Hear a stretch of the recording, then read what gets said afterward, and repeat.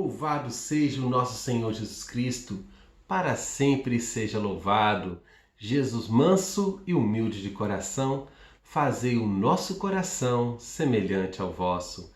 Meus irmãos e minhas irmãs, eu sou Fabrício Santos, sou ministro da Palavra e também historiador e fiel devoto do Castíssimo e Sagrado Coração de São José. Quero convidar você a me acompanhar durante esse período de seminário em devoção a São José. Vamos rezar juntos o Salve São José. Eu te saúdo, São José, abençoado pela graça divina. O Salvador repousou em vossos braços e cresceu sob os vossos olhos. Bendito sois vós entre todos os homens, e Jesus é bendito o Filho divino de vossa esposa virginal. São José, vós que fostes escolhido para ser o pai do Filho de Deus, rogai por nós e por nossas inquietudes de família, de saúde e de trabalho, até o fim de nossos dias, agora e na hora de nossa morte. Amém.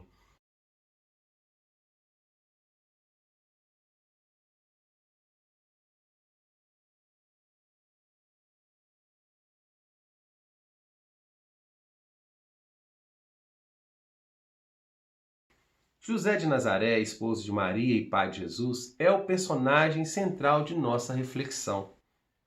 A riqueza de sua vida não se esgota no desdobramento das palavras. Destacamos, em primeiro lugar, a presença de José nos relatos bíblicos do Novo Testamento. Não se trata de falar sobre os discursos de José, pois não há uma única palavra sua que tenha sido registrada nos evangelhos. Trata-se de um trabalho sobre a figura de José no contexto da história da salvação. Segundo as Escrituras, José apresenta os requisitos necessários tidos como referência para aqueles que desejam abraçar o dom da paternidade dada por Deus. Fato que se confirma por ter sido fiel à vontade de Deus, que está em Mateus, no capítulo 1, no versículo 24.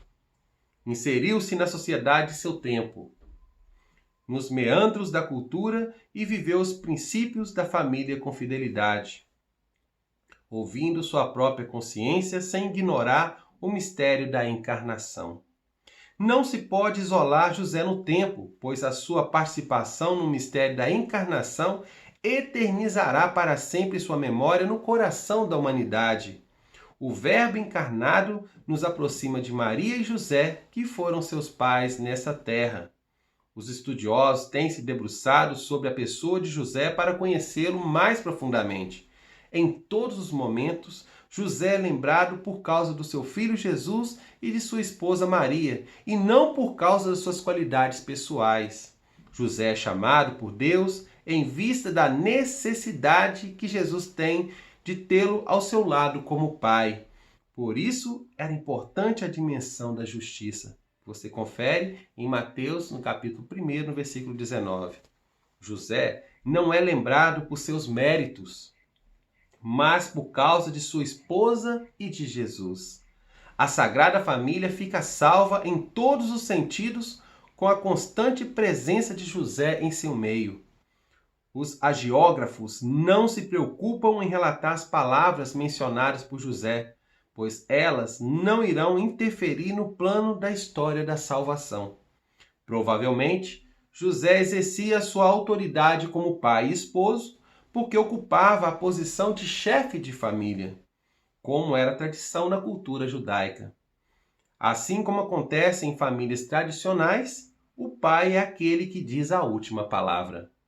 Com José, não foi diferente. Você pode conferir em Mateus, no capítulo 2, no versículo 14. E falando um pouquinho mais da história de José, ele nasceu, cresceu e viveu na Palestina, pequeno território situado na Ásia. Cortada pelo Rio Jordão, é constituída por 4 faixas que se estendem do norte para o sul por uns 240 quilômetros. A planície costeira, a montanha, o Vale do Jordão e os planaltos transjordanianos têm o clima do mar do Mediterrâneo, que a ladeia, com as variações subtropicais ou desérticas conforme a região. A residência de São José era Nazaré, cidade localizada na Galiléia, ao norte da Palestina. Nazaré fica a 30 quilômetros do lago de Genezaré. O Antigo Testamento não a menciona. No tempo de São José, era uma pequena cidade de pouca importância, como os outros lugares da Galiléia. Era aberta às influências de outros povos. Por isso, os judeus da época a desprezavam, empregando inclusive termos negativos para ela. Atualmente, tem uma população que ultrapassa 30 mil habitantes.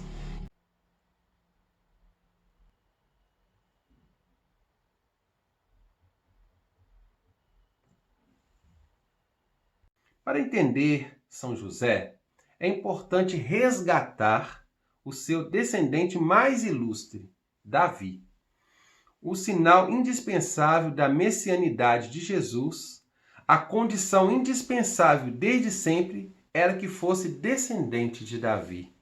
De fato, é claro que José é filho descendente de Davi. Nesse sentido, é oportuno conhecer alguns aspectos do rei Davi. O teólogo Pixley afirma que pouco antes do ano 1000 a.C., Davi de Judá surge como o rei de Israel. Além de militar, foi um líder político que mudou profundamente a índole da nação. Era um herói reconhecido e estimado pelo povo. A vida pública de Davi teve início na condição de militar no exército de Saul. É conhecida a derrota dos filisteus, Golias, por parte de Davi. Provavelmente seja uma transferência, pois a mesma proeza é atribuída a Eucana, no segundo livro de Samuel, no capítulo 21, no versículo 19. As façanhas militares de Davi faziam o povo cantar. Saul matou 1000, mas Davi matou 10.000. Isso está no 1 Samuel, no capítulo 18, no versículo 7.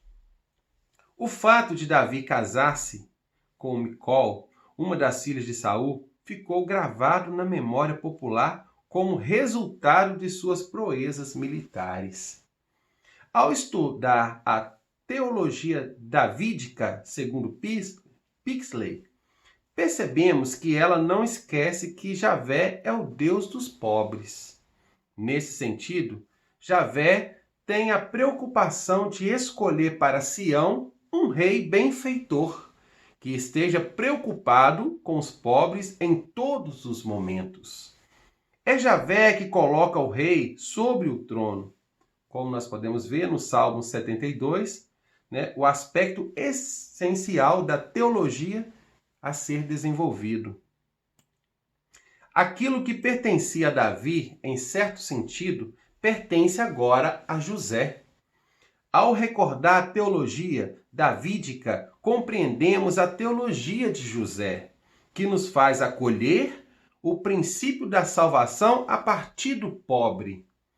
Na pobreza, Deus revelou o seu poder e a sua força. O mesmo Deus que agiu desde Davi se faz presente hoje.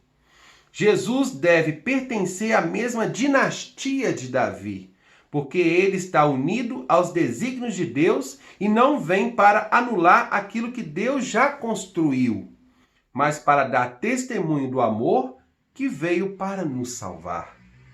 E dentro desta lógica, a descendência de José foi devidamente registrada.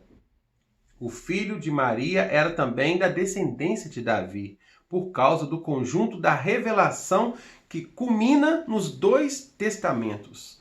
Jesus não veio romper com o Antigo Testamento, mas veio lhe dar pleno cumprimento. Um dos sinais palpáveis do vínculo de Jesus com o Antigo Testamento é a genealogia de José. Não se pode considerar a genealogia de sua esposa do ponto de vista legal sem a descendência davídica. No contexto da genealogia, comenta-se ainda sobre o papel, sobre o pai de José. uma vez que Mateus menciona Jacó, enquanto Lucas fala de Eli. Para resolver essa situação, apresentou-se uma resposta que foi fundamentada na lei do levirato, que fala: a esposa viúva deveria casar-se com seu cunhado para honrar a memória de seu marido se o mesmo morresse sem deixar filhos. Foi o caso do pai de José. Disse que José é filho de Jacó, porque esse foi o primeiro esposo de sua mãe. Mas, na realidade, José foi filho de Eli. Contudo, mesmo que Eli seja o pai biológico de José, para a sociedade, José era considerado filho legal de Jacó. No caso da descendência davídica, ambos estão incluídos, por isso não afeta o propósito da revelação, tampouco a linha da genealogia. Segundo outro teólogo, Stramari, Mateus tem uma intenção ao apresentar a árvore genealógica, que está em Mateus, no capítulo 1, de 1 até 17, do versículo 1 até o 17. Num primeiro momento, percebemos que Jesus é descendente de Abraão, portanto, judeu, e depois descendente de Davi, por isso, Messias do povo hebraico. Na genealogia de Lucas, por exemplo, a finalidade é realçar a descendência de Jesus por parte de Abraão e de Davi, como podemos verificar e confirmar em Lucas, no capítulo 3, no versículo 23 ao 38. A promessa de Deus dá sentido ao povo hebreu por trazer consigo a certeza de que a vinda do Messias estaria assegurada pelo fato de já ter sido garantida a Davi. Não obstante, ela só foi concretizada de forma definitiva através do esposo de Maria, José.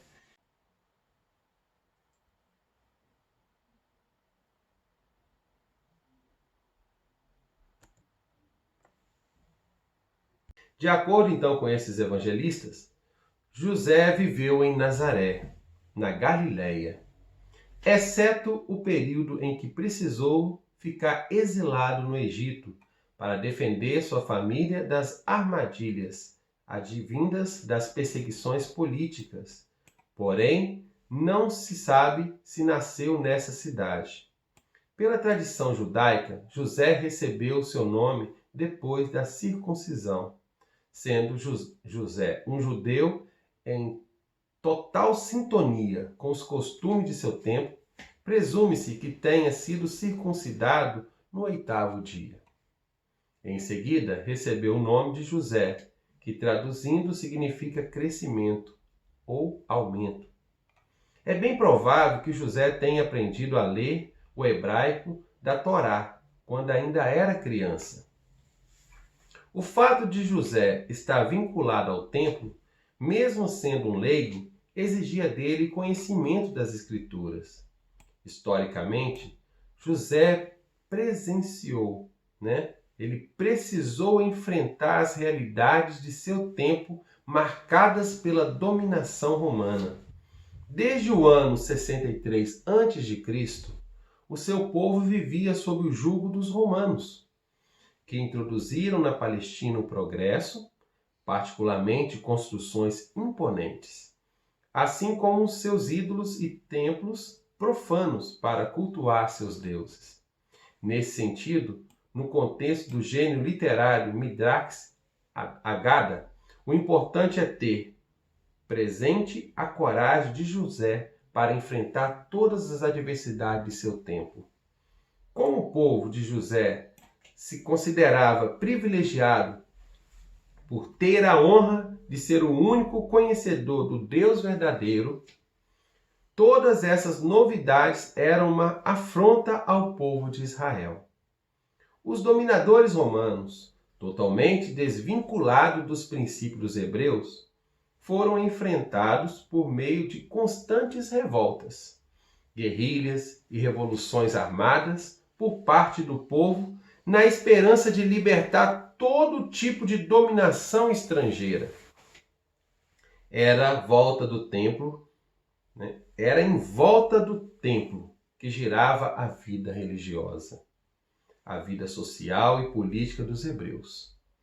Ele foi construído pelo rei Salomão no século X a.C., destruído por Nabucodonosor em 586 a.C., reconstruído por Zorobabel e depois novamente destruído por Herodes por volta do ano 20 a.C., para que outro mais suntuoso e rico ocupasse o seu lugar. Esse último só ficou pronto no ano de 64 a.C.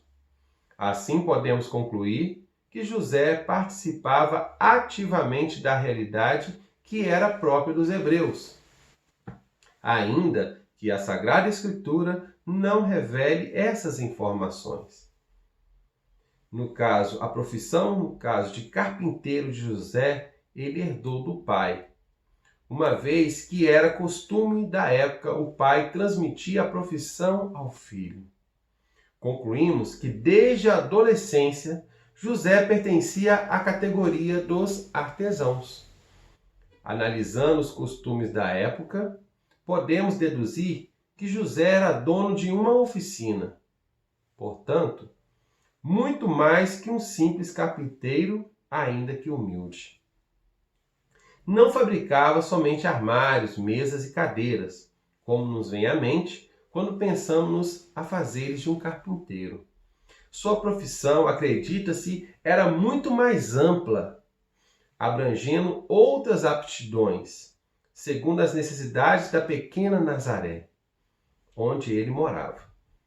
Pelas humildes referências da cidade, deduzimos que ela não oferecia possibilidade de mão de obra especializada. José não foi carpinteiro em Jerusalém, ou em Tiberíades, ou Jericó, ou Cafarnaum, onde viviam a aristocracia e a burguesia, e onde poderiam ter executado com maior satisfação trabalhos mais refinados e móveis de luxo. Ao contrário, supõe-se que exerceu a profissão de carpinteiro em um lugarejo, nas montanhas onde moravam os lavradores humildes, com casas pobres e simples. A vida pessoal de José era compreendida corretamente se tivermos presente a vida de um hebreu, sem ignorar a historicidade de Mateus no capítulo 1, no versículo 2. Falamos dos hebreus em geral. Para termos uma ideia da vida particular de um deles, por isso não há certezas matemáticas sobre sua vida profissional e pessoal. O dia de um hebreu começa bem cedo com o trabalho. Isso para dar um exemplo para a gente poder entender. Mas era interrompido por orações, segundo o costume dos israelitas. Como José era fiel à tradição, provavelmente interrompia suas atividades para recitar a oração prescrita pela lei de maneira regular e fiel. Presumimos que José recitasse a mesma oração 3 vezes ao dia. Então, a primeira oração, 9 horas da manhã, depois ao meio-dia e depois às 3 horas da tarde, que é às 15 horas. Esse artesão, descendente da tribo de Judá e da antiga dinastia da família do rei Davi, teve Nazaré da Galileia como sua morada e a carpintaria como local de trabalho. Viveu na Palestina no tempo de Herodes, onde imperavam César Augusto e Tibério. Quando conhecemos a função de uma categoria de trabalhadores num determinado ambiente cultural, podemos comentar sobre as condições de trabalho desse grupo específico. A partir do trabalho e da maneira como exerce seu ofício, podemos tirar conclusões sobre seus protagonistas. Sendo que a profissão é transmitida de pai para filho, provavelmente Jesus também foi carpinteiro em virtude da herança recebida de seu pai. Jesus deve ser compreendido no contexto cultural da época, portanto, em perfeita sintonia com a realidade familiar na qual vivia. Até mesmo no quesito profissão. Acreditamos em sintonia com a tradição e com o Evangelho. A gente pode conferir também em Marcos, no capítulo 6, no versículo 3, que Jesus foi carpinteiro porque seu pai era carpinteiro.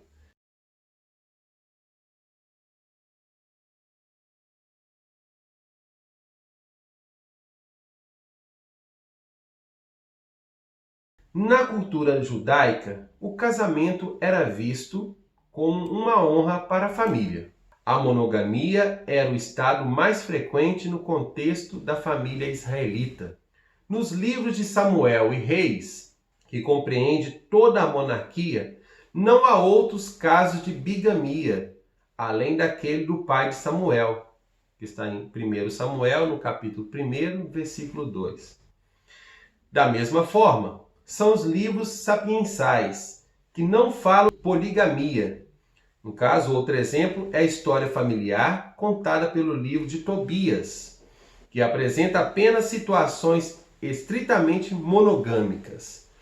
Os profetas, por sua vez, apresentam Israel como esposa única escolhida por Deus. Passagem que a gente pode conferir em Oséias, no capítulo 2, no versículo 4 seguintes, também em Jeremias, no capítulo 2, no versículo 2, em Isaías, no capítulo 50, no versículo 1, depois tem o Isaías 54 e Isaías 62 também, que tem essas passagens.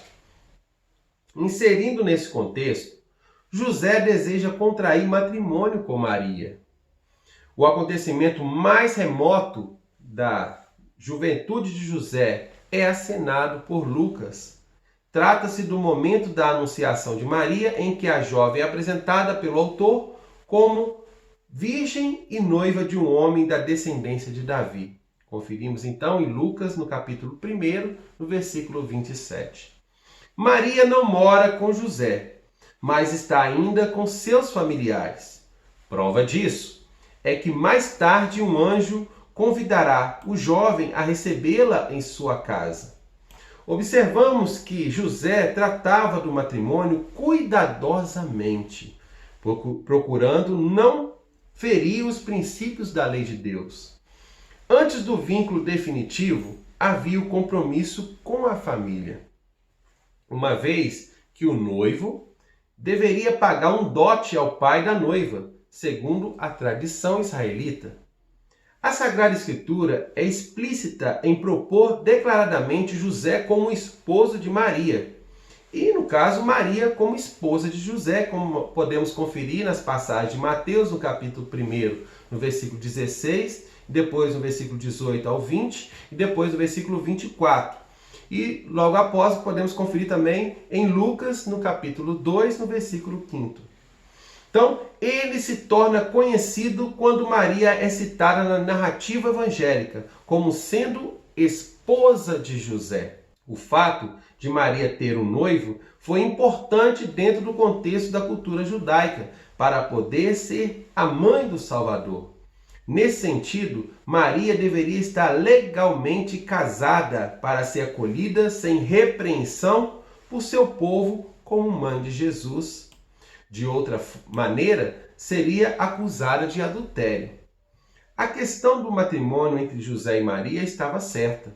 Por isso, fora de discussão aos olhos de todos, José era considerado o pai de Jesus e este seu filho legítimo, mesmo não sendo filho biológico, como podemos conferir também em Lucas, no capítulo 2, versículo de 27, depois o 33, o 41 e o 48. Para preservar Maria e o Verbo encarnado de qualquer calúnia, era necessário construir o relato da encarnação sob a áurea do matrimônio. Somente a família protegeria Maria de qualquer desconfiança. Ainda que Maria fosse uma mulher religiosa e de extrema confiança, a sua palavra pesaria menos do que os fatos por estar grávida. Além do mais, a mulher não tinha qualquer autoridade em relação aos homens daquela época. Antes mesmo de ser convidado por Deus para assumir Maria e todo o ministério que ele carregava, o mistério, no caso de Maria, que ela carregava em seu ventre, José trouxe consigo todo o peso da história a partir de seus descendentes, culminando em Davi e Abraão. A responsabilidade de José, do ponto de vista histórico, por causa da paternidade messiânica, é fundamental, uma vez que a descendência davídica, dada ao menino, estava sob a custódia do homem. Não se pode relativizar a lei e os profetas, porque Deus também se fez presente desde os nossos antepassados mais antigos. José estava prometido em casamento com Maria, porque chegou o tempo do matrimônio para ele e sua esposa. Empenhavam-se muito os pais no casamento de uma jovem hebreia. Com eles, o noivo discutia as condições do casamento, e especialmente a quantia a ser paga pelo noivo ao futuro sogro, em compensação pela jovem cujo braço era precioso para a família. Deus não agiu de improviso na vida de Maria, nem deixou que José abandonasse sua fé e seu amor. O amor e a largueza da fé foram mais significativos na vida de José do que os seus próprios interesses. Num primeiro momento, José, mesmo sendo um homem justo, ficou receoso e procurou se esquivar. Alguns autores dizem que é para não difamar Maria. Outros afirmam que é por medo de não ter as condições necessárias para assumir tão grande mistério. Na primeira hipótese, se faz presente a desconfiança, e na segunda, o temor sagrado. A primeira hipótese é insinuada por São Justino no século II e diz que José suspeita qualquer coisa de perverso na sua esposa. A segunda hipótese é assumida por São Jerônimo e diz que José, conhecendo a castidade de Maria e surpreso com sua gravidez, deixa no silêncio o mistério que não compreendia. A hipótese do temor sagrado é defendida por São Basílio, para o qual José se sente indigno de ser o esposo daquela que vai ser a mãe de um filho que foi gerado pelo Espírito Santo. O casamento de José e Maria, no caso, ele já estava agendado. A primeira parte das núpcias, de acordo com o costume da época, se dá na casa do pai da noiva e é considerado verdadeiro matrimônio. O noivo passa a ser responsável pela noiva. Quando Maria fica grávida, José tenta abandoná-la e Deus então intervém.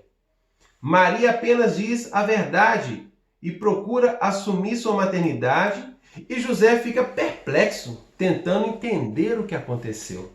Deus intervém na vida de José, revela o que se passa em seu coração e convida-o a receber Maria como esposa e a educar como filho, educar Jesus como filho. E nesse horizonte o matrimônio é parte integrante do mistério da encarnação para a paternidade legal de Jesus. José torna-se o elo entre a exigência social de incluir o filho no seio cultural de Israel sem omitir o plano de Deus. Maria sozinha não seria capaz de responder às exigências de seu povo, porque aquilo que era exigido do filho não dependia apenas de sua mãe, mas de modo especial de seu pai. A paternidade era uma responsabilidade exclusiva e não podia ser delegada a ninguém. Jesus seria expressamente um órfão do ponto de vista legal sem a presença de José. Em outras palavras, não haveria família, desde o ponto de vista tradicional judaico. Maria seria a mãe de um menino, mas não poderia dizer que esse acontecimento pudesse ser considerado o início de uma família aos olhos de seu povo. A partir dos relatos bíblicos, entendemos que José assume dois projetos: a encarnação diante de Deus e a família diante dos homens. Para os judeus, Maria era esposa de José e Jesus era seu filho. Para Deus, Maria continuava sendo a esposa de José e Jesus o seu filho. Porém, numa perspectiva totalmente nova. José era o pai, mas não em todos os sentidos, pois Jesus foi gerado por obra do Espírito Santo. Contudo, José foi plenamente pai desde o momento em que assumiu a paternidade de Jesus. Por isso é apresentado como guarda do Redentor e esposo de Maria.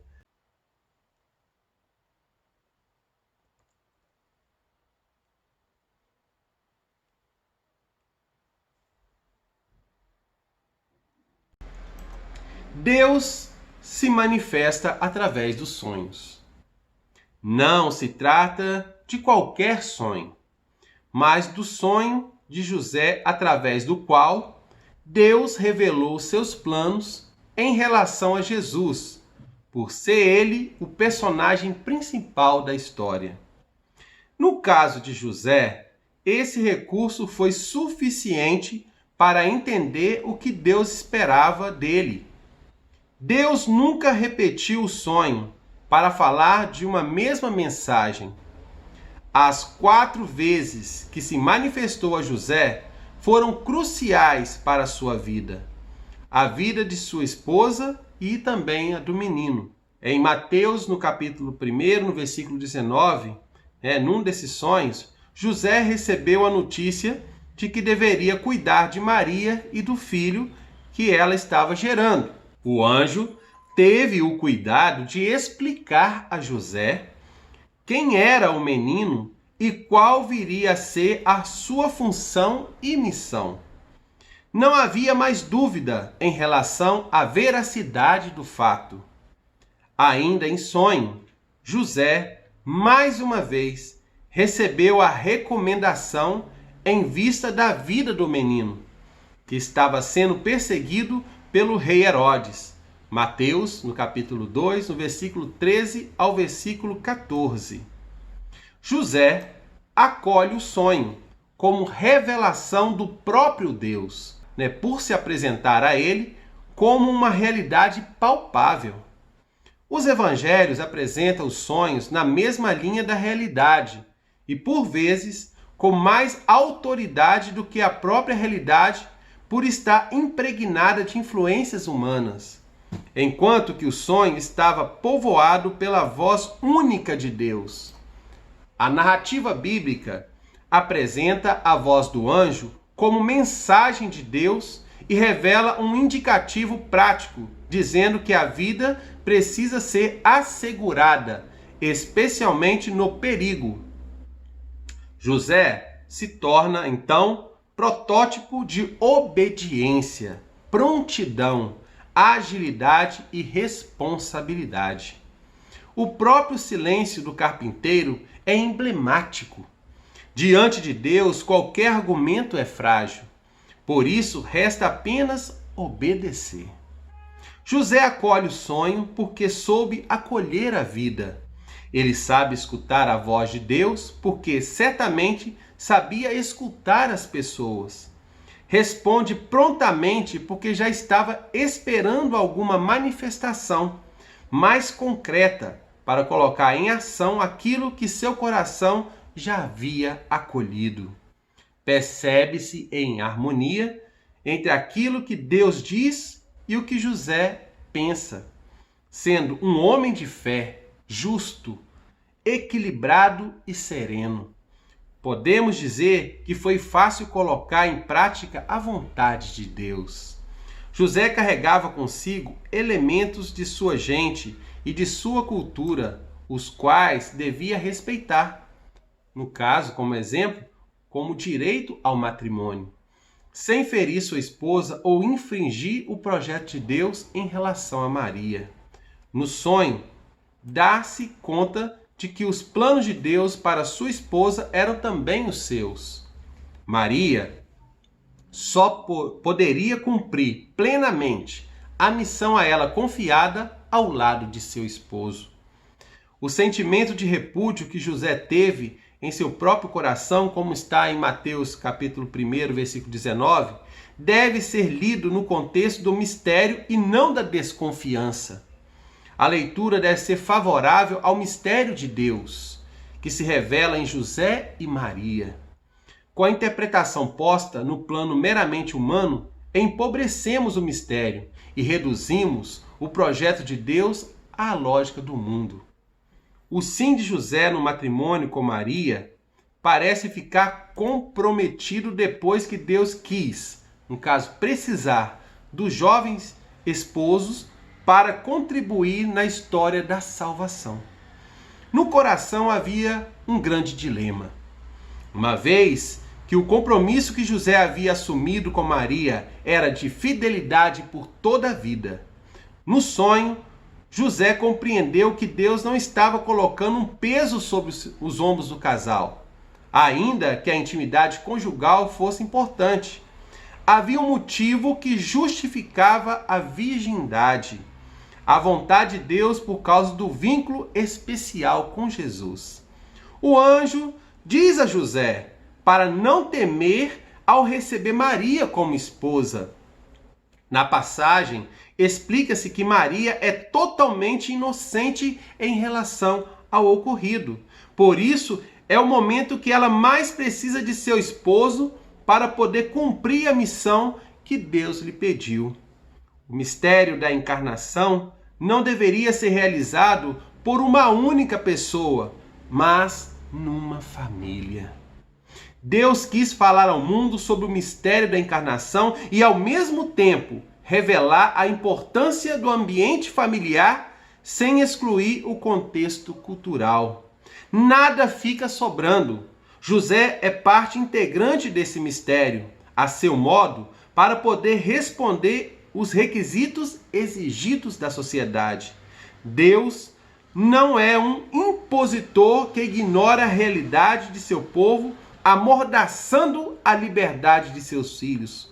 Muito pelo contrário, surpreende a todos com seus próprios propósitos plenamente inseridos no contexto da humanidade. Ao aceitar Maria como esposa, mesmo depois do sonho, José revela a grandeza de seu coração e de seu amor. O seu sim teve consequências na sua vida pessoal, social e religiosa. Na questão pessoal, precisou rever todos os seus paradigmas.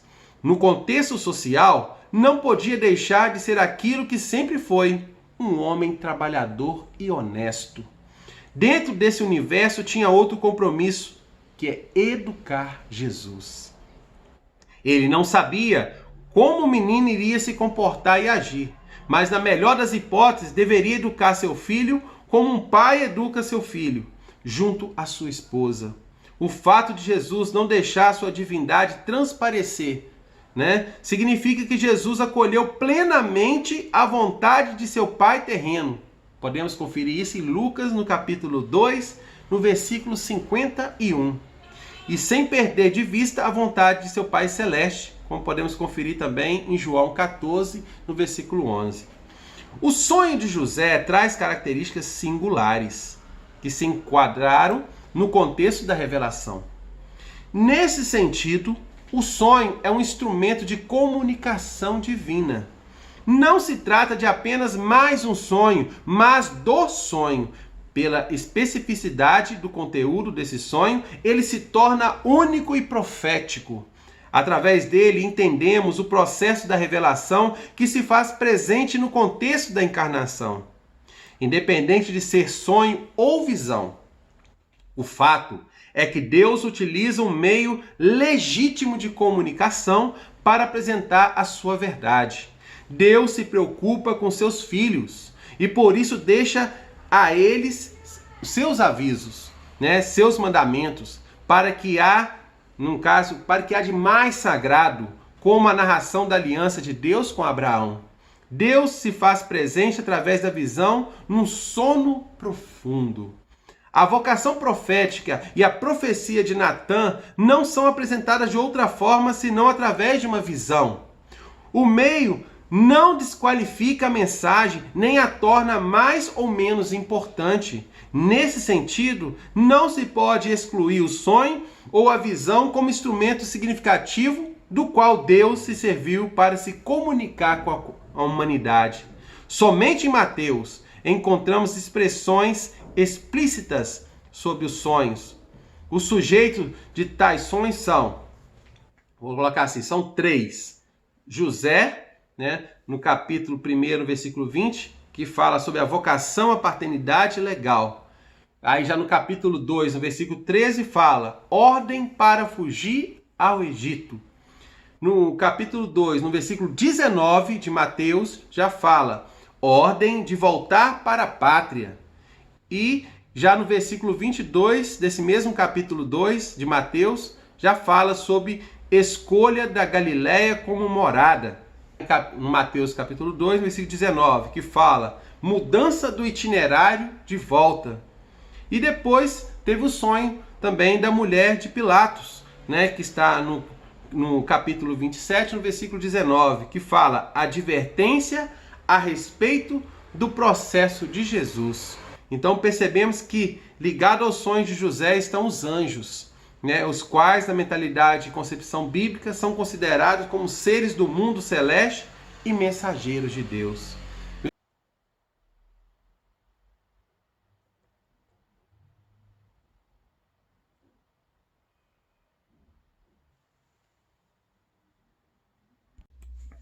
A compreensão da vida de Jesus só é possível quando se leva em conta o projeto salvífico divino.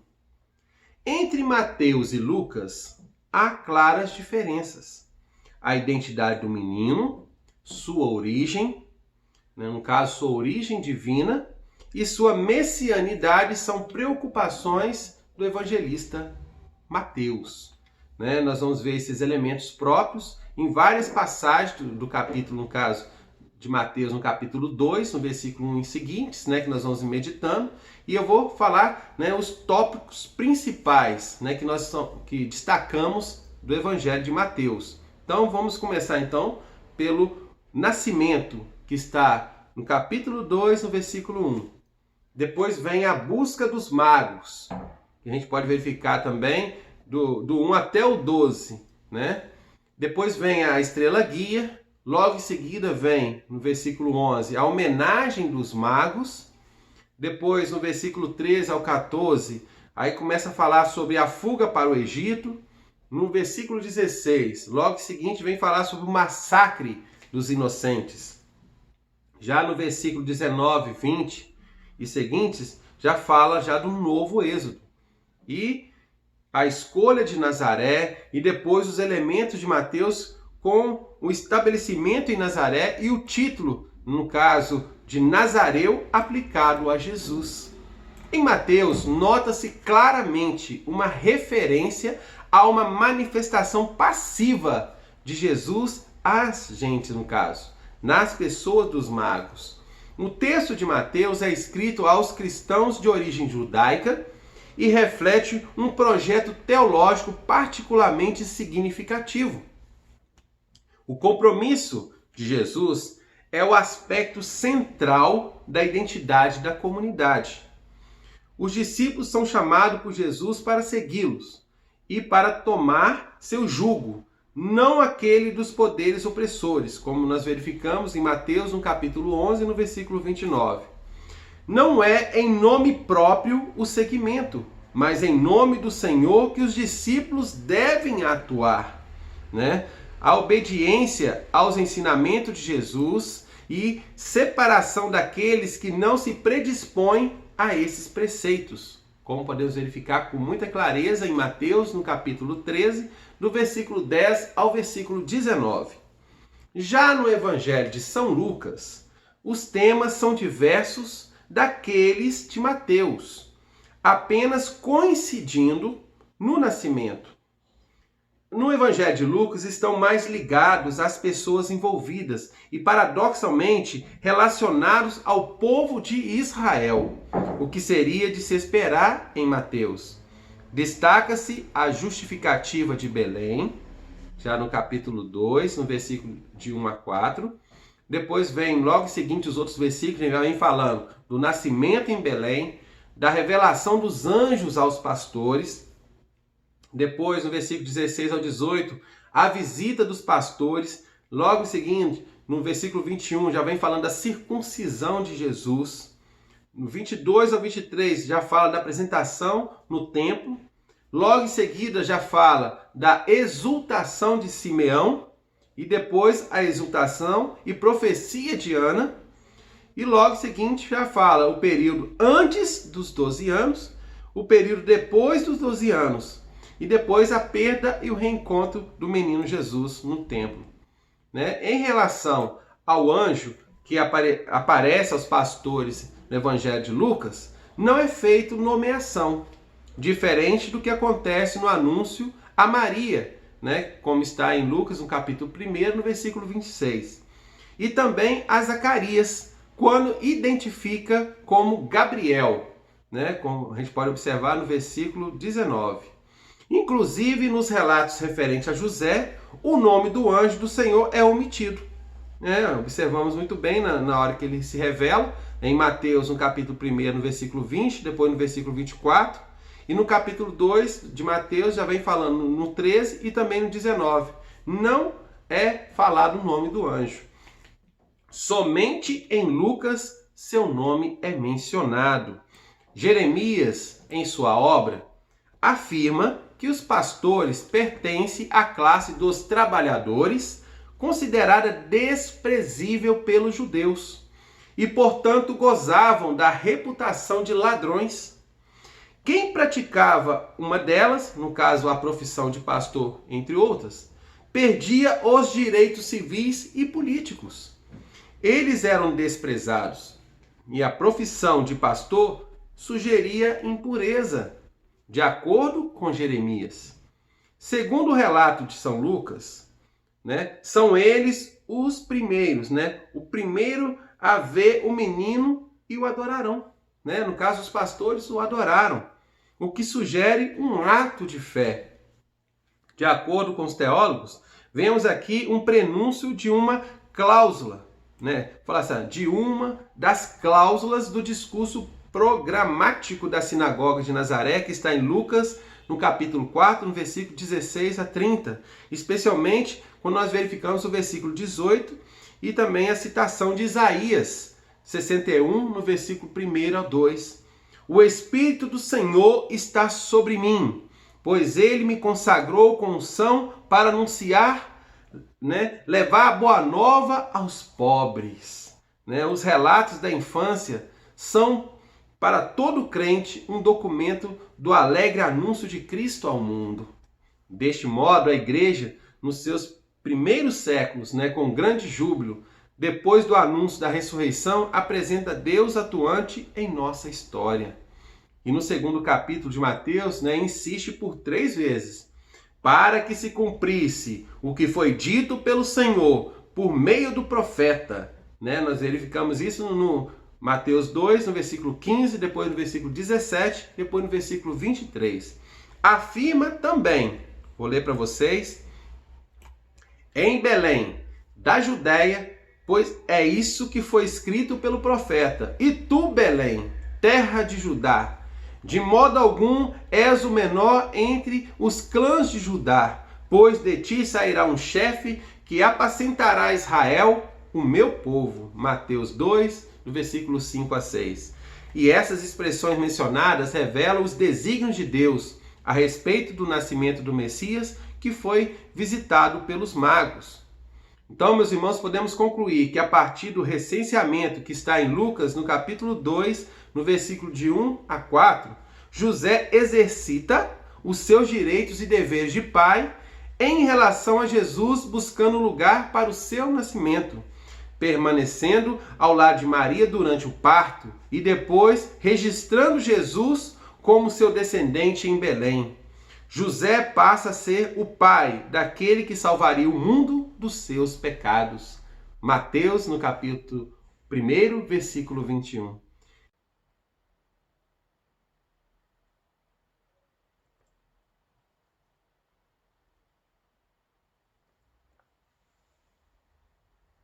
Então, meus irmãos, sobre esse tema, a circuncisão, podemos afirmar que não era um mero rito, mas a garantia de que o recém-nascido era verdadeiramente um judeu em sintonia com os princípios da religião. Essa cerimônia era realizada normalmente na casa do recém-nascido, como podemos observar e conferir em Lucas, no capítulo 1, no versículo 59, com a presença de certo número de testemunhas, que, segundo a tradição talmúdica, era 10, entre as quais estava o padrinho, que segurava o menino no decorrer da cerimônia. Durante o rito, o pai da criança proferia, conforme a tradição talmúdica, uma bênção com estas palavras: Bendito aquele que nos santificou com os seus mandamentos e nos ordenou de introduzir a este na aliança de Abraão, nosso pai. Entre os direitos próprios do pai está o de dar um nome ao filho, como podemos conferir também no Evangelho de Mateus, no capítulo 1, versículo 19. E esse direito só lhe é conferido após o rito da circuncisão. A validade dos direitos passa pelo rito da tradição imposto a todos os judeus do sexo masculino. O que parece ser um fato secundário ganha uma conotação extremamente importante. Todas as outras obrigações estão travadas se não houver a circuncisão. Consideremos essa reflexão deste ponto de vista judaico e a partir da prática religiosa de então. Vamos então ver, sendo o templo o centro da vida das pessoas, era inviável para qualquer cidadão pensar a vida de forma paralela ou deslocada da religião oficial. A circuncisão não foi uma invenção dos hebreus, porque essa já era conhecida entre os povos com os quais o povo hebreu teve contato. Próprio dos hebreus foi ter assumido esse rito como símbolo da aliança com Deus e da santidade de Israel entre as nações. A carne do hebreu circuncidada é o sinal da aliança mantida e, portanto, do direito das promessas feitas por Deus a Abraão. E é também, meus irmãos, um título para o exercício do culto, como está em Êxodo, no capítulo 12, no versículo 43 ao 44 e seguintes. Em suma, é um sinal de pacto com o Senhor Javé. A circuncisão de Jesus não pode ser considerada apenas uma circunstância que permitiu introduzir uma ação importante na sua vida, ou seja, dar-lhe um nome, embora reconhecendo a ênfase sobre a imposição do nome. Sem dúvida, Lucas não inseriu o rito da circuncisão como notícia de crônica e nem quis com isso enfatizar a solidariedade de Jesus com o gênero humano, uma vez que essa verdade já estava presente na encarnação. Também não é específico da circuncisão de Jesus a sua inserção na descendência de Abraão, porque essa podia também ser dada para estrangeiros como possibilidade para que participasse do culto. Nós podemos observar isso em Gênesis, no capítulo 17, no versículo 12, e também em Êxodo 12, no versículo 48. Portanto, meus irmãos, o episódio se torna ainda mais significativo, porque São Lucas, no seu evangelho, relata que Maria era desposada com um homem chamado José da casa de Davi.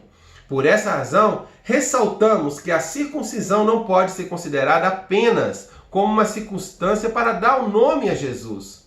São Lucas não diz expressamente que Jesus foi circuncidado, mas usa a expressão quando se completaram os 8 dias para a circuncisão, que está em Lucas capítulo 2, no versículo 21.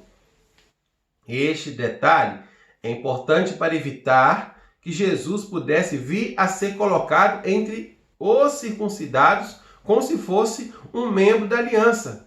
Ele que é a própria aliança. E é bom recordar que Jesus não é um beneficiário das promessas, pois ele é a promessa, como podemos ver também em 2 Coríntios, no capítulo 1, no versículo 20. Por ser aquele que salvará o seu povo dos seus pecados. Mateus capítulo 1, versículo 21. Então, meus irmãos, ele não está, portanto, entre os eleitos e salvos, pois, como foi dito, ele salvará o seu povo dos seus pecados. No caso de Jesus, era fundamental o vínculo com o templo. O teor religioso impregnado em sua história de vida leva necessariamente seus pais a cumprir as obrigações próprias de um casal israelita, que carrega consigo toda a mensagem do Antigo Testamento transmitida pelos seus antepassados, desde Abraão, Isaac, Jacó, até passar por Moisés, Davi, Salomão e todos os demais profetas, como Isaías, Jeremias e Ezequiel. No relato do desenvolvimento desse rito, José, como pai de Jesus, providenciou, preparou e preocupou-se com todos os requisitos para a sua realização. Em seguida, José, impondo-lhe o nome de Jesus, declarou, como afirma a exortação apostólica, Redemptoris Custos, do Papa João Paulo II, a própria paternidade legal em relação a Jesus, e pronunciando esse nome, proclamou a missão deste menino de ser o Salvador. Ele foi o primeiro a pronunciar oficialmente para o mundo o nome de Jesus e a proclamar, consequentemente, a sua missão de Salvador da humanidade. O nome de Jesus significa Deus salva e tem um sentido escatológico. Por isso José, seu pai, deveria seguir as ordens do anjo, porque era a vontade de Deus. Nem tudo José poderia fazer conforme o seu querer, pois a missão que lhe fora dada não era um projeto pessoal, mas de Deus. Nesse sentido, foi importante José não ter ignorado o nome que o anjo lhe sugeriu, como quando o menino estava sendo concebido no ventre materno de sua mãe Maria. Ainda que a circuncisão e o nome sejam dados uma vez só à criança, era necessário educá-la nos princípios da religião para que pudesse entender o que se passava com ela e qual o sentido da responsabilidade que já carregava consigo.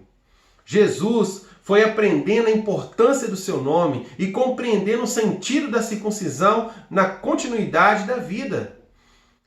José foi ensinando a Jesus a religião, transmitindo os conhecimentos que possuía sobre o Antigo Testamento e os ensinamentos que os doutores apresentavam no templo.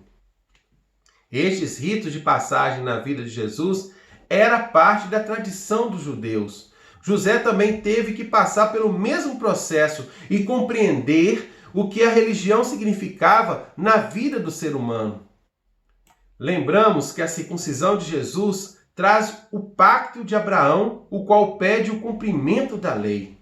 Hoje, a circuncisão física não é mais necessária, porque Jesus trouxe a circuncisão espiritual do coração. Quanto a José, foi ele quem providenciou e presidiu o rito, como podemos conferir em Lucas, no capítulo 2, no versículo 21. Também foi São José o responsável em dar o nome. Nesse sentido, é ministro da salvação por ter cooperado para o nosso resgate. Ao dar o nome Jesus, José acredita que aquela criança salvará seu povo dos seus pecados. Jesus recebe uma identidade cultural a partir de sua humanidade como filho de José. Afirmamos que o senso da paternidade pode ser resgatado a partir do exemplo de José.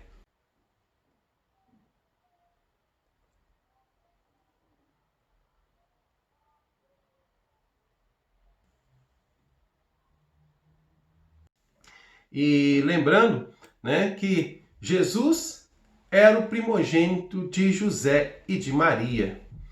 É dentro dessa compreensão que se faz a reflexão de Lucas no capítulo 2, no versículo 22.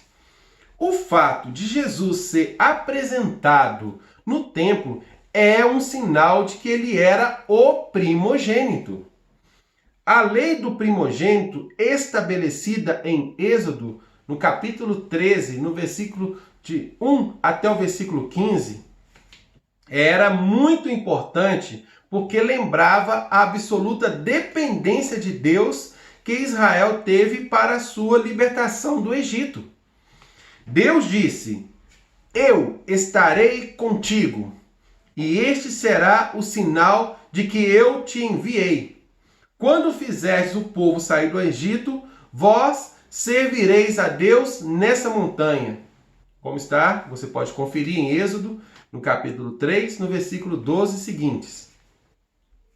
Os primogênitos israelitas, na ocasião da libertação do povo de Israel do Egito, não podiam ser destinados para um uso profano, senão através do resgate, ou seja, de um pagamento efetuado pelo pai de uma soma equivalente aproximadamente a 20 dias de trabalho.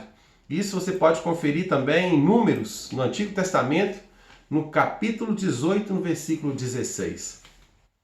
Continuando então a história sobre a apresentação, fala: no primogênito era representado o povo da aliança, resgatado da escravidão para pertencer a Deus. Nós também podemos observar isso, né, no Redemptoris Custo, que é escrito pelo Papa João Paulo II, né?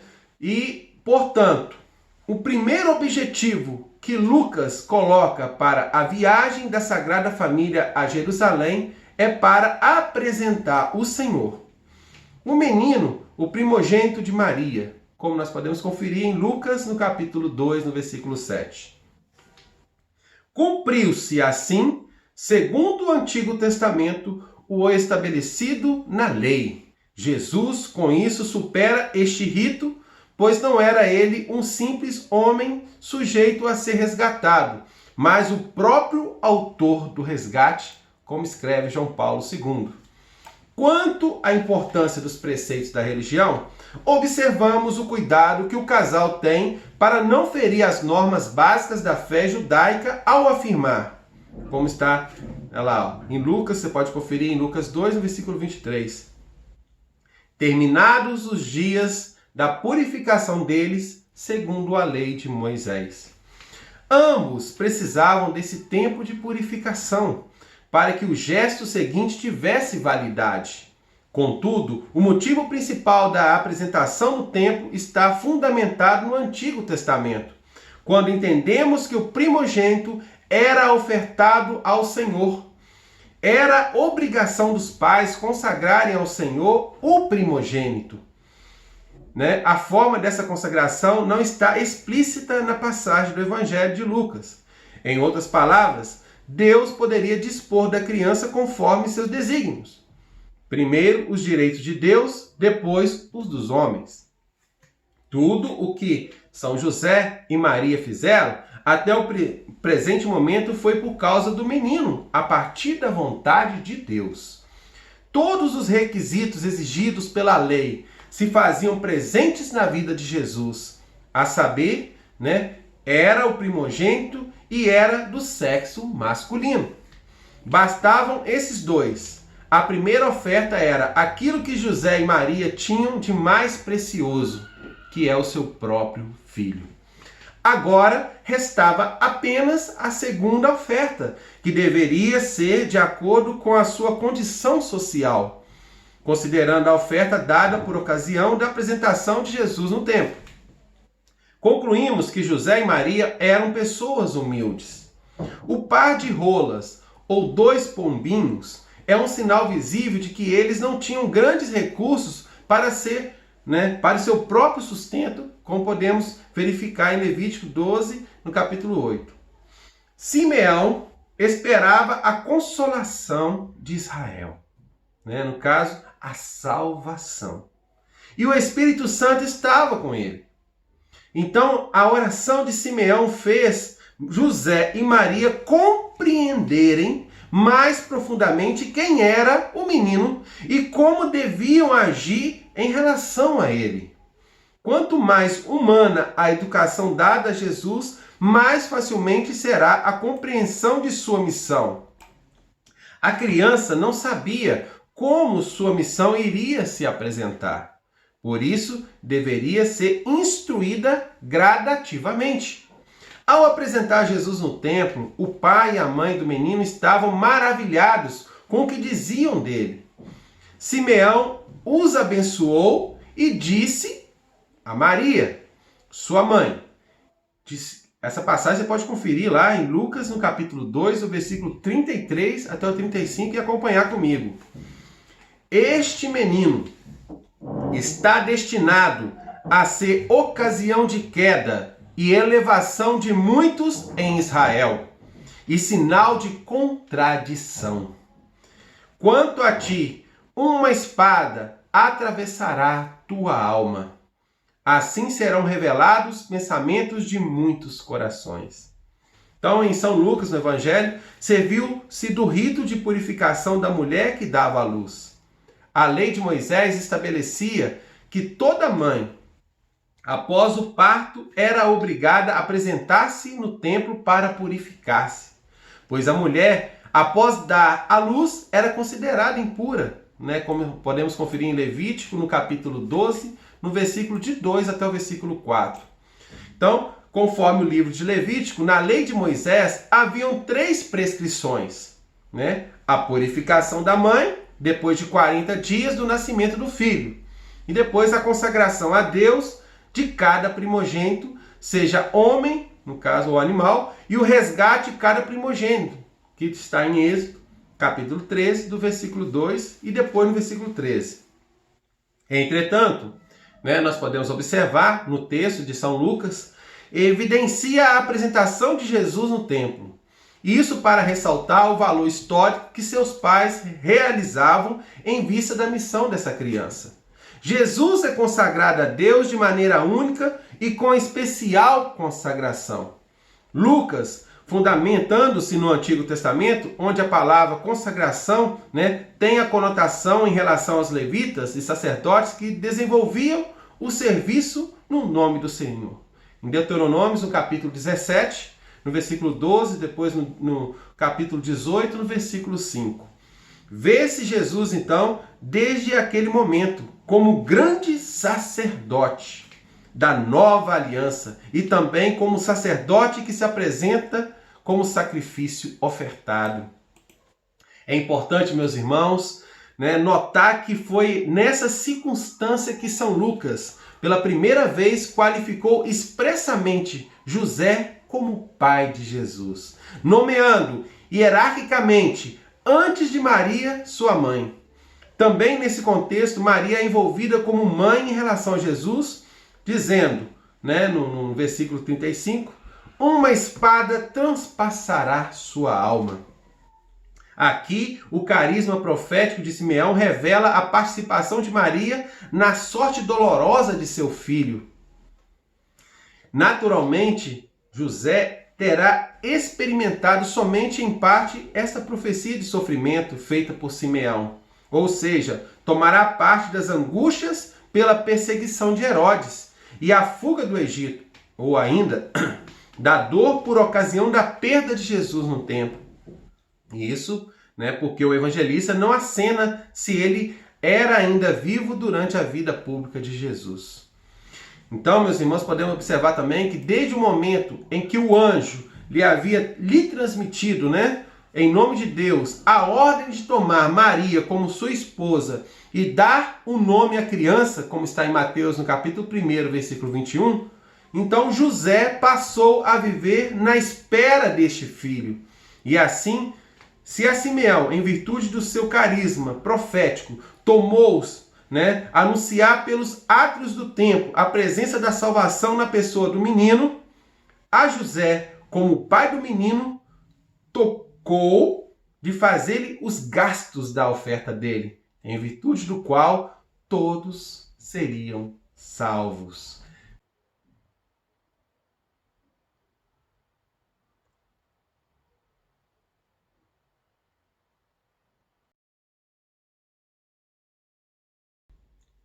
Iniciamos então através do Evangelho de Mateus, que fala, eu vou pegar a parte de Mateus no capítulo 2, do versículo 13 ao versículo 15, que registra a fuga e a permanência da Sagrada Família no Egito. Nesse relato, São Mateus, no seu Evangelho, mostra que José, no exercício de seus direitos e funções de pai na Sagrada Família, é a ele que o anjo do Senhor aparece, comunica a destinação do menino e revela o tempo da volta para Nazaré. o anjo transmite a José e não a Maria a ordem de Deus para fugir ao Egito e quando deve retornar à própria pátria. É evidente o reconhecimento de sua autoridade e jurisdição. Destacam-se alguns personagens no contexto da fuga do Egito, que é Herodes, né? Ele tinha medo de perder o reinado e São José não podia perder o seu filho.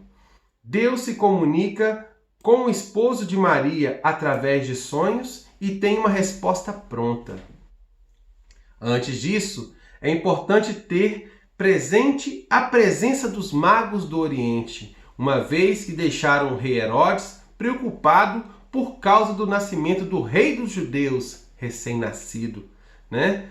Em Belém, que está em Mateus, no capítulo 2, no versículo 1 até o versículo 8. Os magos trouxeram presentes, adoraram o menino e depois partiram. Vendo o perigo que se aproximava, o anjo do Senhor manifestou-se em sonho a José e lhe disse: levanta-te, toma o menino e sua mãe e foge para o Egito. Fica lá até que eu te avise, porque Herodes procurará o menino para matar, como você pode conferir no versículo 13. Segundo o teólogo, a crueldade, o ciúme e a vontade de executar até mesmo os parentes mais próximos estão bem documentados. Herodes não toleraria a existência de qualquer outro rei que não fosse ele. Neste caso, colocou seu pequeno reinado terrestre temporário em conflito com o reinado eterno do Todo-Poderoso, que não pertence a este mundo. Conferimos no Evangelho de João, no capítulo 18, no versículo 36. Um anjo do Senhor interveio em favor da criança. O anjo veio a José, o chefe escolhido e protetor da Sagrada Família. O sonho significa a comunicação divina com José, que tinha por missão cuidar da criança e também da esposa. Verificamos isso em Mateus, no capítulo 1, no versículo 20 ao 23. Depois de ter cumprido todas essas prescrições legais, conforme o costume da época, José, sem dúvida, pensava que era hora de voltar para casa, para o seu trabalho cotidiano, mas o evangelista Mateus descreve que antes da volta para a Galiléia haverá outro fato importante, onde a providência divina recorrerá novamente a ele, através da comunicação em sonho por um anjo.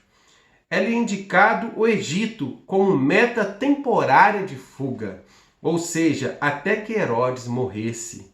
Nesse detalhe da fuga e permanência da Sagrada Família no Egito, descrito por São Mateus, nós podemos ler o seguinte: levanta-te, toma o menino e sua mãe e foge para o Egito, e fica lá até que eu te avisar, porque Herodes está procurando o menino para matá-lo. Então, esse é o Mateus, no capítulo 2, versículo 13. A ordem, meus irmãos, de Deus para se exilar com a família foi cumprida por José imediatamente. De noite, ele tomou o menino e sua mãe e retirou-se para o Egito, onde ficou até a morte de Herodes, para se cumprir o que o Senhor havia anunciado por meio da profecia. Como está no versículo 14 até o versículo 15, que diz o seguinte: do Egito chamei o meu filho. Então, ainda de noite, José empreende a viagem rumo ao desconhecido, seguindo o mesmo destino de Abraão, que se refugiou no Egito. Também José do Egito foi salvo das mãos de seus irmãos na mesma terra. Então, meus irmãos, Deus ordena para que seus filhos se exilem em terra estrangeira, onde o Senhor será chamado como o profeta havia anunciado: do Egito chamei o meu filho. Você pode conferir também através do profeta Oséias, no capítulo 11, do versículo 1.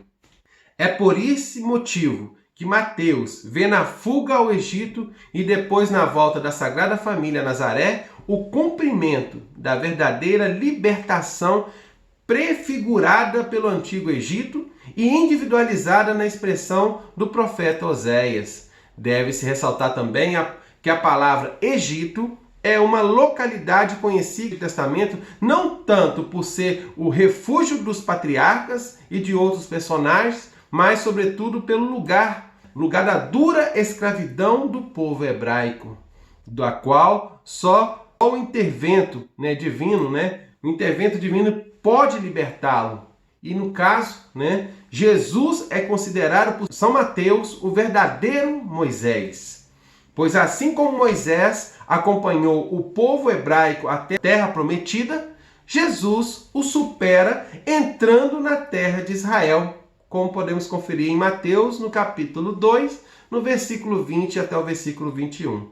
O evangelista, então, ele relata com poucas palavras que esta fuga para um país estrangeiro, não entrando em minúcias, não indicando o tempo e nem a forma da viagem, nem tampouco descrevendo a circunstância do trajeto. Ele limita-se a contar-se o essencial. Herodes procurava matar o menino. E agora vamos para a parte final da história, falando sobre a perda do menino no templo. O significado das grandes festas religiosas que eram celebradas durante o ano foi ensinado a Jesus por meio de José. Era costume entre os hebreus visitar Jerusalém 3 vezes ao ano, nas festas da Páscoa, de Pentecoste e dos Tabernáculos, onde os que moravam distante de Jerusalém tinham a obrigação de uma só viagem justamente para os festejos da Páscoa. Quando já havia completado os 12 anos, Jesus teve a oportunidade de participar pela primeira vez dos festejos da Páscoa na cidade santa de Jerusalém. Levar o filho pela primeira vez para participar oficialmente do culto do verdadeiro Deus era motivo de alegria para os pais.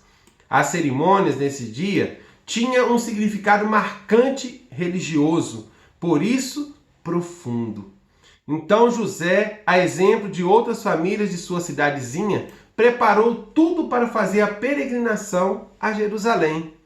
Comida para a viagem, tenda para pernoitar, afinal eram 4 dias de viagem pelos montes de Judá, percorrendo em média 35 quilômetros por dia, além do jumento para transportar a carga. Assim que chegaram a Jerusalém, o casal de Nazaré deparou-se com o palácio de Herodes, com suas torres e muros. O formalismo dos fariseus e possivelmente se espantaram com o extraordinário número de peregrinos. Tudo ali se confundia. Costumes, línguas e gente diferente misturada com pobres, doentes, coxos e cegos que aproveitavam os festejos para mendigar. No dia do início dos festejos, José estava lá, acompanhando Jesus, na parte do pátio do templo reservada aos homens. A caravana dos peregrinos era constituída de uma fila interminável de homens, mulheres e crianças, a pé ou montadas em jumentos, cavalos e camelos, isolados ou em grupos de parentes ou habitantes da mesma aldeia. Uma fila que podia estender-se por mais ou menos 1 quilômetro, sem ordem, em contínua formação e desmembramento. Pelo que nos é dado a saber, nenhuma obrigação havia de os homens andarem separados das mulheres. Também, dessa vez, José contava entre os peregrinos um bom número de parentes e conhecidos. Tratava-se com cidadãos de Nazaré. Terminados então os festejos, que se prolongavam por mais dias, era tempo de retornar para casa. Os peregrinos de Nazaré se reuniam em caravana para a viagem de retorno, subdivididos em grupos de homens e mulheres.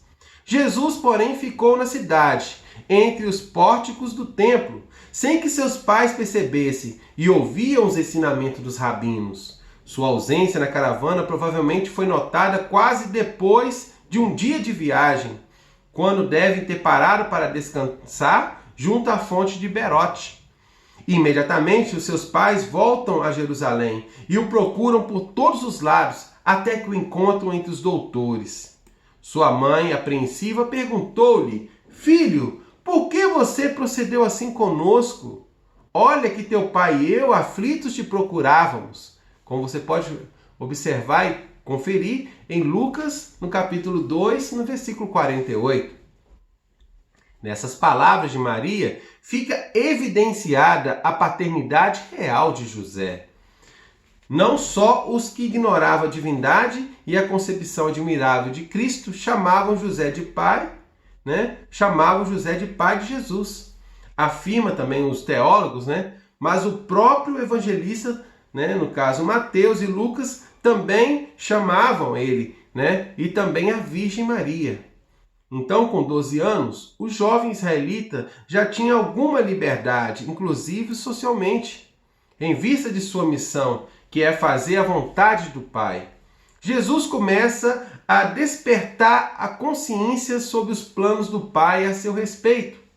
Contudo, sente que ainda não está preparado, por isso aceita ser submisso a seus pais até o início da vida pública. Sua ida para o templo foi importante para o seu amadurecimento. Essa leitura é possível ser feita por causa da resposta que Jesus dá a seus pais na hora do encontro onde ocorreu o interrogatório sobre o seu desaparecimento. Por que me procuráveis? Não sabeis que eu devia estar na casa do meu pai? Como você pode conferir no versículo 49 de Lucas. Observamos no relato de Lucas que Jesus, ao ser encontrado, desceu com seus pais para Nazaré. E no seio da Sagrada Família, o menino crescia, tornava-se robusto, enchia-se de sabedoria e a graça de Deus estava com ele, como está em Lucas capítulo 2, no versículo 40. Essas poucas palavras resumem o período da vida oculta que Jesus viveu à espera do cumprimento da sua missão messiânica. Durante esse tempo, Jesus permaneceu no âmbito da sua família, sob os cuidados de José, que tinha, conforme os deveres de um pai na época, a responsabilidade de alimentá-lo, vesti-lo, instruí-lo na lei e ensinar-lhe o ofício. Nesse contexto, Jesus crescia em sabedoria, em estatura e em graça diante de Deus e diante dos homens, conferindo então no versículo 52. Correspondia, portanto, com todo respeito às atenções de seus pais e destaca então João Paulo II, numa de suas frases, dessa forma quis santificar os deveres da família e do trabalho, que ele próprio executava ao lado de José. Então, os evangelistas silenciam completamente sobre os anos da vida oculta de Jesus em Nazaré. Mas convido a vocês a mergulharem mais profundamente na história de São José e a serem fiéis propagadores da devoção ao seu castíssimo e sagrado coração.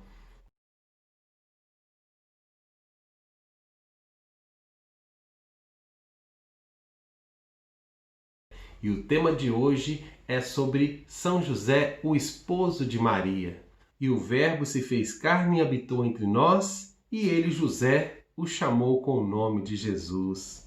Considerando, meus irmãos, a encarnação do Verbo, constata-se que Jesus foi confiado a uma família, cujo pai era José, esposo de Maria. José foi escolhido por Deus para ser o pai legal de Jesus. A sua paternidade tornou-se a base de apoio para seu filho a partir de sua condição de esposo. Vejamos então no Evangelho de Mateus, no capítulo 1, no versículo 16 e depois no versículo 19. José é apresentado como esposo de Maria. Na genealogia de Jesus e no relato da concepção virginal, essa qualificação é oficialmente reconhecida. Quanto à mãe de Jesus, Maria, de forma evidente é apresentada como desposada com José no versículo 18, desposada com um homem. Você também pode observar isso em Lucas, no capítulo 1, versículo 27, e também no capítulo 2, no versículo 5, que diz o seguinte: ela é a mulher de quem José quer, mas não fará separar-se. Portanto, José foi esposo de Maria durante toda a sua vida. tudo aquilo que diz respeito ao matrimônio foi devidamente cumprido por José no contexto das exigências particulares que aí estavam implicitadas, né? Os evangelistas fazem questão de assegurar duas verdades, né, depois de assegurarem o matrimônio. Em Lucas, no capítulo 1, versículo 27, e também no versículo 34, nós vemos o seguinte: Maria é virgem e Jesus foi concebido por obra do Espírito Santo. Nesse sentido, o aparente conflito e totalmente intencional conclui-se que a concepção e o nascimento de Jesus de uma virgem deviam acontecer no contexto do matrimônio. Por essa razão, não se pode ver o matrimônio de Maria e José apenas como expediente para resolver problemas práticos. É importante acolhê-los em toda a sua verdade, como algo diretamente preestabelecido pela vontade de Deus. Podemos encontrar também nos evangelhos que José é o esposo de Maria e Maria é a esposa de José. Seu casamento é verdadeiro. Jesus foi concebido pela esposa de José. Maria concebeu por obra do Espírito Santo. A sua realidade está orientada para a encarnação do Verbo, né? O Concílio de Calcedônia, no documento, né, DH 301-302, e os concílios de Constantinopla, também no DH 150, né, que é o símbolo da fé, e também no DH 290, 291, 293, 294 e também 295, que fala sobre a encarnação do Verbo de Deus, né, formularam tal mistério com a terminologia que nos é habitual. Mas quem relata os elementos essenciais são os evangelistas, como veremos a seguir. Vamos então verificar o seguinte: a presença do Espírito Santo na concepção virginal de Maria caracteriza-se a origem divina de Jesus. Como podemos observar em Mateus, no capítulo 1, no versículo 18 e também no versículo 20, que diz o seguinte: Maria achou-se grávida por obra do Espírito Santo. O Espírito Santo descerá sobre ti, e a força do Altíssimo te cobrirá com a sua sombra. E também Lucas, no capítulo 1, no versículo 35, diz o seguinte: e com a insistência sobre a virgindade de Maria, mas simultaneamente são levadas à devida consideração também as exigências predispostas pelo próprio Deus por meio das promessas feitas a Davi, onde nós podemos conferir em 2 Samuel, no capítulo 7, no versículo 16, e também em Isaías, no capítulo 7, no versículo 14. E oportunamente recordada pelos evangelistas Mateus, no capítulo 1, e também Lucas, no capítulo 2, no versículo 32. O fundamento jurídico da paternidade de José é o matrimônio com Maria. Segundo os textos evangélicos, né, a paternidade de Jesus precisava ficar garantida. Por isso, Deus escolheu José para ser o esposo de Maria. Nesse particular, destaca-se a paternidade de José em relação a Jesus, o fundamento de toda a eleição e predestinação. Você pode conferir também em Romanos, no capítulo 8, no versículo de 28 a 29. Ninguém se tornou mais próximo de Jesus do que José, salvo Maria, a sua mãe. Então, nesse sentido, a paternidade de José fica plenamente aceita somente a partir do matrimônio no contexto familiar. Assim sendo, Jesus tem assegurado por Deus uma família que se doa exclusivamente a Ele. Não nos deve causar estranheza a realidade única presente no matrimônio de José e de Maria. Se por um lado os evangelistas afirmam claramente que Jesus foi concebido por obra do Espírito Santo e que naquele matrimônio a virgindade foi preservada, Por outro lado, não deixam de chamar José de esposo de Maria e Maria de esposa de José. Você pode conferir em várias passagens que está em Mateus, no capítulo 1, no versículo 16, no versículo 18 ao 20, e no Evangelho de Lucas, no capítulo 1, no versículo 27, depois no capítulo 2, no versículo 5. Então, meus irmãos, uma dimensão não nega a outra, mas a complementa nesse contexto do matrimônio, onde a missão é singular e irrepetível.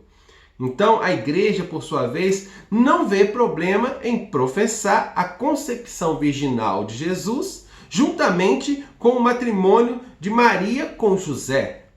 A preocupação se volta para a paternidade, que não pode ser desconsiderada. Não pode comprometer a paternidade de José de modo especial aquela jurídica. Como podemos observar, as gerações são enumeradas em consonância com a genealogia de José. Vou pegar aqui um trecho também de Santo Agostinho, né?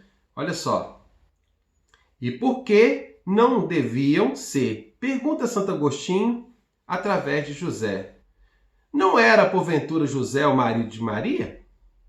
E a Escritura afirma, por meio da autoridade angélica, que ele era o marido.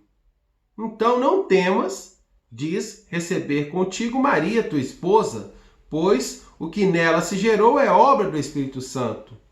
E é-lhe mandado que imponha o nome ao menino. E se bem que não seja nascido do seu sêmen. Aí se diz ainda, ela dará à luz um filho, a quem porás o nome de Jesus. E a Escritura sabe que Jesus não nasceu do sêmen de José. E porque ele mostra a preocupação quanto à origem da gravidez dela, Maria, é dito, provém do Espírito Santo. E todavia, não lhe é tirada a autoridade paterna, uma vez que lhe é ordenado que seja ele a dar um nome ao menino Jesus. Por fim, também a própria Virgem Maria, bem consciente de não ter concebido Cristo da união conjugal com ele, chama-o, apesar disso, de o Pai de Cristo. Então, Santo Agostinho, sintetiza a missão específica de José, dando-lhe todos os direitos que lhe são próprios. A autoridade angélica diz que José é o marido de Maria. Isso significa que ele deve impor o nome ao menino, mesmo não sendo filho natural. Nenhum outro filho nasceu por obra do Espírito Santo. E este, por sua vez, não diminuiu em nada a autoridade específica de José, apenas corroborou. Também a sua esposa diz que José é pai de Jesus. Com isso, conclui-se que José recebe os direitos de pai por vontade de Deus e não dele mesmo. Não foi a força humana que lhe imprimiu direitos e deveres, mas o olhar do pai que o torna fiel vocacionado no mistério da encarnação. O vínculo matrimonial garante que o filho de Maria é também filho de José. Vamos observar esse destaque que eu vou passar para vocês aqui, que diz o seguinte: por motivo daquele matrimônio fiel, ambos mereceram ser chamados pai de Cristo. Não apenas a mãe, mas também aquele que era seu pai, do mesmo modo que era cônjuge da mãe. Uma e outra coisa por meio da mente e não da carne. Como se pode constatar, os requisitos próprios do matrimônio foram inteiramente contemplados neste matrimônio. Naqueles pais de Cristo realizaram-se todos os bens das núpcias, a prole, a fidelidade e o sacramento. Conhecemos a prole, que é o próprio Senhor Jesus, a fidelidade porque não houve nenhum adultério e o sacramento porque não se deu nenhum divórcio. Então são palavras de Santo Agostinho para nós, para a gente refletir. Santo Agostinho e também São Tomás de Aquino, ao aprofundarem o específico do matrimônio, chegam à seguinte conclusão: é preciso que haja a união indivisível dos ânimos, a união dos corações e o consenso. Dentro dessa lógica, conclui-se que o matrimônio de José e Maria, essas realidades podem ser verificadas de forma plenamente harmonizadas. Nesse ambiente, Deus quis manifestar o seu amor pela humanidade com o dom do Verbo dentro do matrimônio de José e Maria. E nessa realidade, meus irmãos, Deus realiza com plena liberdade o dom esponsal de si, acolhendo e exprimindo tal amor. E para destacar a dimensão da paternidade, é recomendável não excluir a outra que complementa o matrimônio. Olha essa passagem que eu vou passar para vocês aqui. Nessa grandiosa empresa da renovação de todas as coisas em Cristo, o matrimônio. Também ele, renovado e purificado, torna-se uma realidade nova, né? Um sacramento da nova aliança. Palavras de João Paulo II. E eis que no liminar do Novo Testamento, como já sucedera no princípio do Antigo, há um casal. Mas, enquanto o casal, formado por Adão e Eva, tinha sido a fonte do mal que inundou o mundo, o casal formado por José e Maria constitui o vértice do qual se expande por toda a terra a santidade. O Salvador deu início à obra da salvação com essa união virginal e santa, na qual se manifesta a sua vontade onipotente de purificar e santificar a família, que é santuário do amor e berço da vida. Redentores Custos, capítulo 7 do Papa João Paulo II. Os ensinamentos dessa realidade continuam vivos ainda hoje para a família. Não há família onde falta o amor, pois a essência e as funções da família se definem, em última análise, pelo amor. Nesse sentido, podemos dizer que a família é confiada a missão de guardar, revelar e comunicar o amor, qual reflexo vivo e participação do amor de Deus pela humanidade e do amor de Cristo pela Igreja, sua esposa. Meus irmãos, a primeira igreja doméstica é a Sagrada Família e é nela que todas as famílias devem espelhar-se. Nela, efetivamente, por um misterioso desígnio divino, viveu escondido durante longos anos o Filho de Deus. Ela constitui, portanto, o protótipo e o exemplo de todas as famílias cristãs. Então, meus irmãos, a vocação de José deve ser compreendida a partir do chamado de Deus. Foi por causa de Jesus, para servir diretamente a pessoa e a missão de Jesus, através do exercício da paternidade, que toda a prontidão de José ganhou sentido. É importante notar que ele coopera no grande mistério da redenção, quando chega à plenitude dos tempos. E é verdadeiramente minister salutes quanto à paternidade de José. Ela tornou-se concreta a partir do momento em que fez da vida um serviço. Vou citar para vocês aqui uma outra citação, que é do Redemptoris Custos do Papa João Paulo II.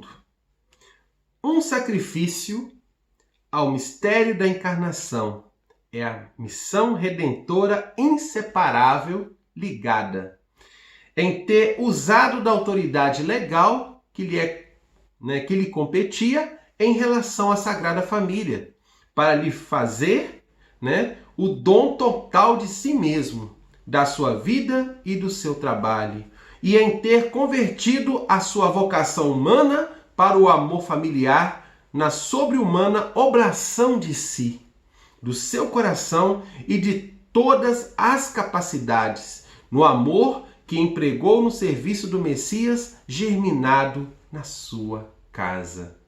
Meus irmãos, neste momento agora, finalizamos aqui a primeira parte do Seminário Teológico sobre a história de São José e a propagação da devoção ao seu castíssimo e sagrado coração.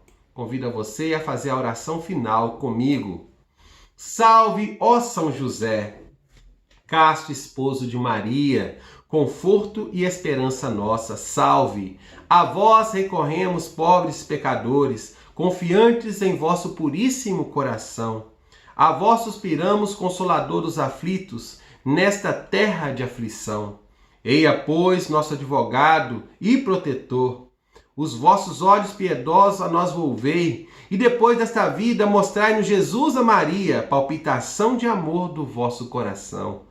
Ó clementíssimo, justo e piedoso custódio de Deus. Amém. Pai nosso que estais no céu, santificado seja o vosso nome. Venha a nós o vosso reino, seja feita a vossa vontade, assim na terra como no céu. O pão nosso de cada dia nos dai hoje, perdoai as nossas ofensas, assim como nós perdoamos a quem nos tem ofendido, e não nos deixeis cair em tentação, mas livrai-nos do mal. Amém. Ave Maria, cheia de graça, o Senhor é convosco. Bendita sois vós entre as mulheres, e bendito é o fruto do vosso ventre, Jesus. Santa Maria, Mãe de Deus, rogai por nós, pecadores, agora e na hora de nossa morte. Amém. Glória ao Pai, ao Filho e ao Espírito Santo, como era no princípio, agora e sempre. Amém. O Senhor esteja conosco, Ele está no meio de nós. Desça sobre nós pela intercessão do castíssimo coração de São José e do Imaculado Coração de Maria, a bênção de Deus Todo-Poderoso, que é Pai, Filho e Espírito Santo.